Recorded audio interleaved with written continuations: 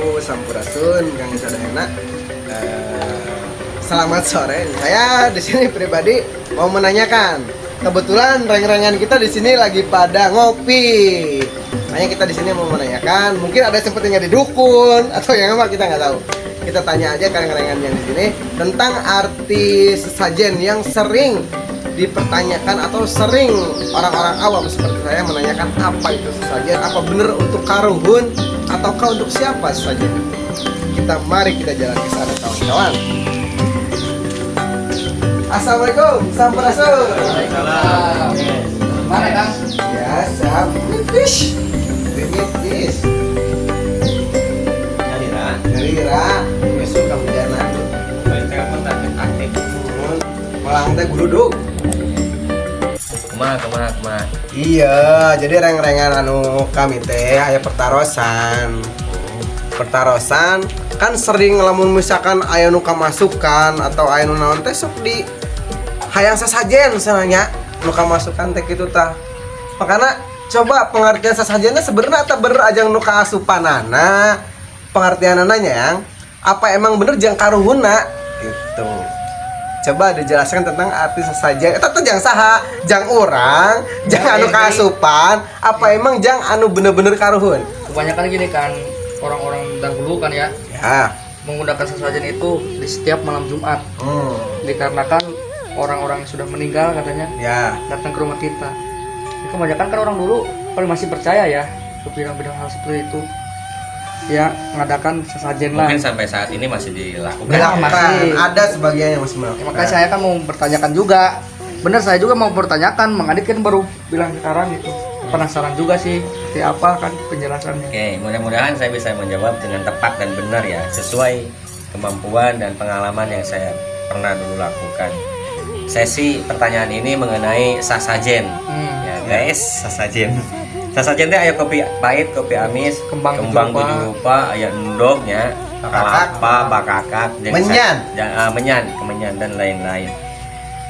Intinya menurut itu suatu arti nama sasajen ya. Kalau menurut pengetahuan saya pribadi itu semua dalam apa yang dipersiapkan atau disediakan dalam arti sasajen itu kan bermacam ya, ada buah-buahan. Intinya paket lengkap lah. Yang di sini saya menerangkan bahwa sasajen itu sebenarnya arti yang harus kita ketahui. Oke, saya tidak melarang, kami tidak pernah melarang atau menolak keberadaan itu karena sosok sasajen itu yang menyediakan tuh orang-orang pendahulu kita, orang-orang budaya, orang-orang tradisi khususnya. Jadi itu udah melekat kepada bangsa khususnya Indonesia. Karena apa? Yang menyediakan itu orang-orang terdahulu kita. Malah masih dipakai sampai sekarang. Namun saresesinya mungkin menurut saya salah di zaman ini. Karena terlalu banyak orang mempercayai ketika adanya sesajen itu untuk susubuh. Untuk memberikan para karuhun. Orang-orang yang udah nggak ada. Jadi intinya untuk ruh-ruh kan gitu. Itu untuk diri saya sangat saya tentang. Karena sesajen itu bukan untuk para karuhun. Di dalam sesajen itu ada artikulasi, ada arti yang harus kita gunakan. Dalam sesajen tersebut ada filosofi yang harus kita jabarkan. Sesajen ya, kopi pahit, kopi amis. Eta nandakeun suatu menggambarkan kehidupan manusia. Jadi kehidupan manusia itu digambarkan oleh sesajen yang bernama kopi pahit dan kopi manis. Kita diberi pengertian dalam sesajen tersebut supaya diri kita sadar kopi pahit, kopi manis. Jadi kita menggambarkan hidup tidak semanis yang kita hayalkan. Di dalam menjalani kehidupan pasti ada sesi, ada pahit, ada manis ya. Jadi jangan pernah kaget dengan kehidupan ketika kita mendapatkan musibah, mendapatkan ya hal-hal yang kita tidak inginkan, karena di situ udah digambarkan kopi pahit, kopi manis menandakan kehidupan manusia itu tidak akan selalu lurus, pasti akan merasakan pahit ataupun manis. Kopi ya, kita membahas kopi. Lalu yang kedua sesanya kita membahas masalah artikulasi kembang yang disediakan dalam arti sesajen.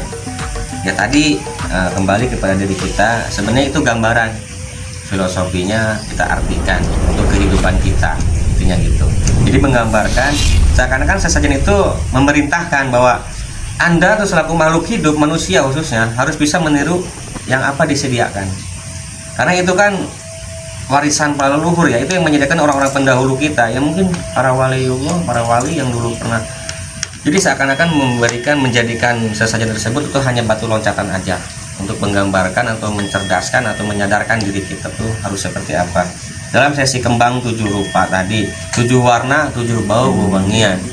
Kita mengartikulasikannya yang 7 itu adalah hari yang dan arti kembang kan beraneka warna ya, setiap hari itu berbeda-beda warnanya. Jadi itu menggambarkan untuk diri kita itu harus bisa seperti kembang. Dalam per hari kita harus berbeda tata cara untuk mengelola, memanage kehidupan intinya gitu.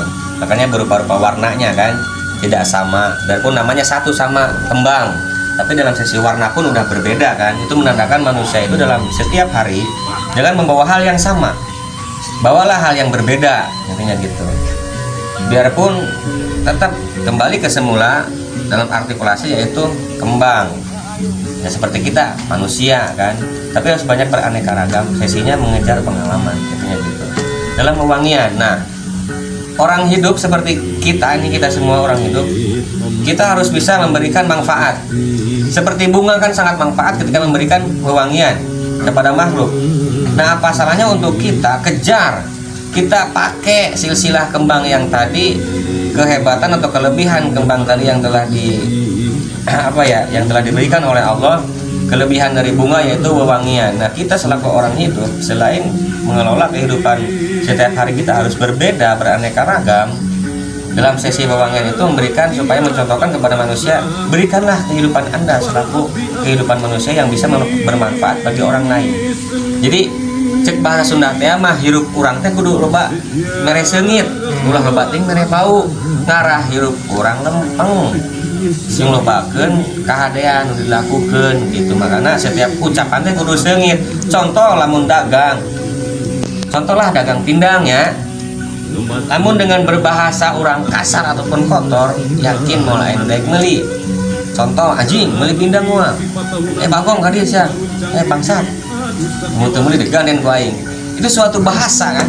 Jadi baik buruknya kelakuan kita tergantung oleh bahasa kita, oleh gerak tubuh kita. Tadi bunga atau kembang menggambarkan kepada makhluk hidup atau khususnya manusia memberikan manfaat. Jadi biarpun satu ragam berbeda warna, tetap hikmahnya kita harus memberikan manfaat kepada sesama. Itu dari sesi kembang. Namun untuk ini yang mau menanyakan untuk masalah penyahan kan orang-orang awam seperti kita kalau namanya tuh bisa bau-bau kayak gitu kan kembali ke hal mistis lah. Jadi untuk cara Sunda nama meringkat. Apakah ada terdahulunya arti dari kemenyan itu apa?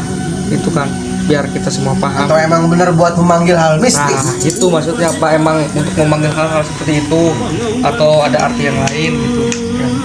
Jadi untuk kita mah ya mendalami ya, mengartikan arti kemenyan. Memang kemenyan itu sudah ada dari zaman dulu. Ya menurut sejarah, saya juga sedikit membaca sejarah. Ya tadi berupa sesajen, kemenyan dan lain-lain. Untuk zaman-zaman ini, untuk masa kini kebanyakan orang itu bersugesti dengan hal gaib ya. Ketika dibakarnya kemenyan, kan baunya bau beda itu kan. Jadi orang-orang itu berasumsi, wah, ketika orang menyalakan kemenyan pasti ada makhluk-makhluk astral ya, atau makhluk-makhluk di luar nalar kita itu yang bisa menghadirkan atau bisa mengusir. Menurut saya kemenyan diciptakan itu sebagai batu loncatan. Karena zaman dulu, zaman wali khususnya, menurut saya sedikit membaca sejarah, tidak semuanya itu menganut agama Islam. Makanya hebatnya para wali selalu masuk di setiap lingkungan. Jadi selalu memposisikan dirinya untuk mengajak umat untuk memeluk agama Islam dengan cara tradisi yang mereka jalani, intinya lewat kebudayaan. Arti kemenyan ya, kalau menurut saya pribadi, wewangian itu adalah sunnah Rasul. Jadi intinya ketika membakar kemenyan tersebut ya kita berniat untuk memberikan wewangian kepada ruangan aja, tidak ada maksud lain. yang seperti contohnya mendatangkan makhluk halus atau mengusir ya, karena itu hanya sebatas benda mati kan gitu. Jadi kita jangan terlalu banyak bersugesti dengan hal-hal tersebut intinya gitu. Kenapa sih bisa dipakai batu loncatan untuk memeluk agama Islam? Saya menurut sejarah ya, kalau tidak salah ya, kalau saya salah mohon maaf. Dulu orang-orang tidak memeluk ajaran Islam, dia mempercayai dengan kepercayaan masing-masing. Kenapa diciptakannya ada kemenyan? Jadi ada salah satu wali yang memberikan gambaran untuk mengajak orang itu masuk agama Islam atau Muslim. Di dalam satu ladang sawah ya, membakar kemenyan. Di situ ada pertanyaan bagi orang-orang sekitar. Itu apa sih? Kok dibakar wangi? Itu biar apa? Di dalam lingkungan tersebut, di tempat daerah tersebut, panennya itu gagal terus. Nah, akhirnya ada salah satu orang yang membawa kemenyan. Jadi dengan berdalih, dengan diiming-imingi ya tadi, ketika Anda membakar kemenyan, ya insya Allah panen Anda akan berlimpah. Intinya gitu. Akhirnya dengan iming-iming seperti itu, masyarakat sekitar jadi ingin mendalami, ingin mengetahui apakah benar. Nah, setelah keesokan harinya berkumpul di satu ladang, di satu sawah, ingin pembuktian tentang pembahasan yang kemarin dibahas katanya gitu kan. Ketika membakar kemenyan ini apakah benar panen kita akan berlimpah kan gitu.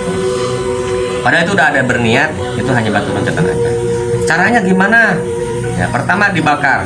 Setelah dibakar, bacalah ta'ud. Apa itu ta'ud? A'udzubillahi minasyaitonirrajim. Bismillahirrahmanirrahim. Setelah kita bakar lalu kita meminta. Beliau bertanya-tanya, memintanya kepada siapa? Kepada Allah. Allah itu siapa? Nah, jadi panjang.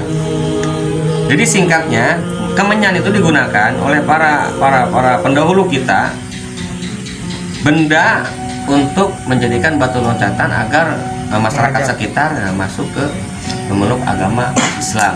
Karena dengan tidak sadar mereka itu telah membaca ta'ud dan bismillah. Lalu besoknya lagi disuruh membaca kalimat syahadat. Nah di situ diyakinkan lagi, doktrin lagi supaya menganut agama Islam. Karena tadi pertanyaan itu Allah itu siapa? Di situ diperjelas lagi, Allah itu yang menguasai alam sekitar, Allah yang maha kaya.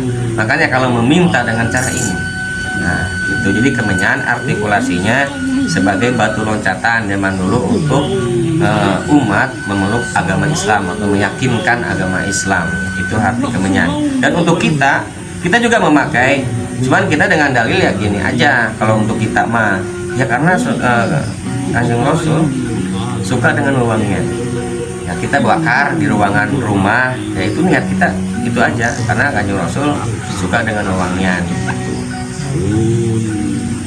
Oke guys, kita lanjut. Jadi inti dari semua ini, adapun nanti sesajen kan banyak tuh. Mungkin ada yang kalian belum tahu tentang bakakak sama yang lainnya, silahkan komen di bawah biar nanti kita bantu jelaskan lagi atau nanti video yang selanjutnya. Jadi inti di sini saya jelaskan lagi. Jadi intinya sajen itu bukan buat yang kesurupan, bukan buat Orang meninggal. orang yang meninggal, ataupun bukan orang buat karun ya, ataupun bukan buat karun, karena sejatinya sajen itu untuk artian gambaran atau kehidupan pribadi masing-masing, artiannya sendiri.